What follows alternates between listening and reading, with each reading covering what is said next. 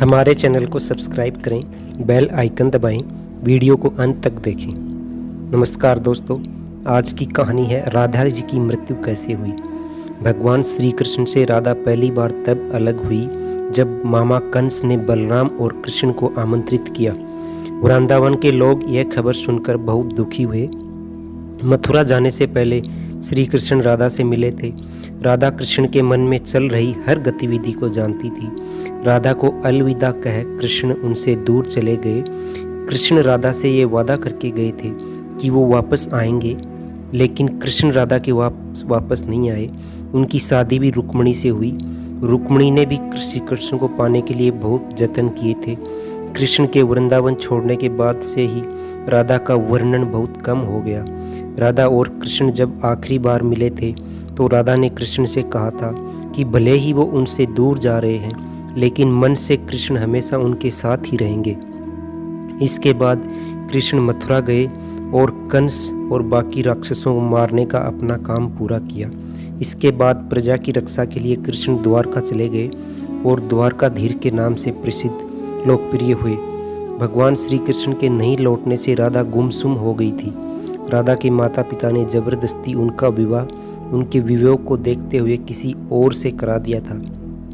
विवाह के बाद भले ही राधा जी ने अपने परिवार में रमना पड़ा, लेकिन वह श्री कृष्ण को नहीं भूल पाई और उनके नाम का जाप हमेशा ही करती रहती थी। सभी कर्तव्यों से मुक्त होने के बाद राधा आखिरी बार अपने कृष्ण से मिलने गई। जब वह द्वारका पहुंची तो उसने रुक्मिणी और सत्यभामा के साथ कृष्ण के विवाह के बारे में सुना, लेकिन उसे दुख नहीं हुआ। जब कृष्ण ने राधा को देखा तो वे बहुत खुश हुए। दोनों एक दूसरे से काफ़ी देर तक बातें करते रहे। हालांकि द्वारका में राधा को कोई नहीं जानता था। उसने कृष्ण से अनुरोध किया कि वह उसे महल में देविका के रूप में नियुक्त करे। राधा दिन भर महल में रहती थी और मौका मिलते ही वह कृष्ण के दर्शन कर लेती थी, लेकिन महल में राधा पहले की तरह भगवान कृष्ण के साथ आध्यात्मिक संबंध महसूस नहीं कर सकी। इसलिए राधा ने श्री कृष्ण के साथ एक गहरा आध्यात्मिक संबंध स्थापित करने के उद्देश्य से महल से दूर जाने का फैसला किया। राधा को नहीं पता था कि वह कहाँ जा रही है और अपने अंतिम दिनों में पूरी तरह से अकेली और कमज़ोर है। अंतिम समय में उनके सामने भगवान श्री कृष्ण आए। कृष्ण ने राधा से कहा कि उसने उससे कुछ मांगा, लेकिन राधा ने मना कर दिया। फिर से कृष्ण के अनुरोध पर राधा ने कहा कि वह उन्हें आखिरी बार बांसुरी बजाते हुए देखना चाहती है।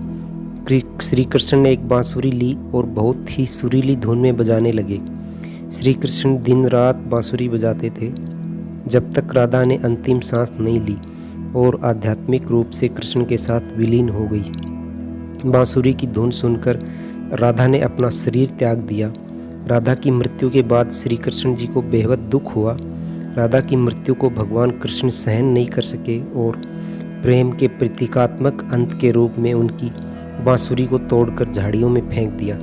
तब से कृष्ण ने बांसुरी या जीवन का कोई अन्य वाद्य यंत्र नहीं बजाया और उन्होंने बांसुरी को तोड़कर कोसों दूर फेंक दिया। जिस स्थान पर राधा ने अपनी अंतिम सांसें ली थी, वहाँ राधा रानी के नाम से मंदिर स्थापित किया गया और यह मंदिर आज महाराष्ट्र में स्थित है। दोस्तों, कहानी यहीं समाप्त होती है। चैनल को लाइक करें, शेयर करें, सब्सक्राइब करें और बेल आइकन दबाएं। धन्यवाद।